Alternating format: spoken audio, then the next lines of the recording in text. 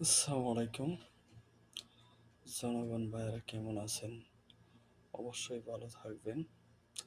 কারণ দেখেন, যে সালমান শাহ আমাদের হৃদয় থেকে হারিয়ে গেছে, সে সবারই ঈদ থাকলেও আমার ঈদ নাই। সবাই সুখে হলেও আমার সুখটা হারিয়ে গেছে সালমান শাহর মাঝে। আপনারা যদি গরিব হিসাবে সালমান শাহকে সোহেল মিডিয়ারে সাবস্ক্রাইব করে দিন। অবশ্যই আপনাদের ওসিলায় আমি সুন্দর ভদ্র একটি শিল্পী হতে চাই। কারণ আপনারা হৃদয় একটি আয়না, সেই আয়নায় তোমার মুখটা সেরা।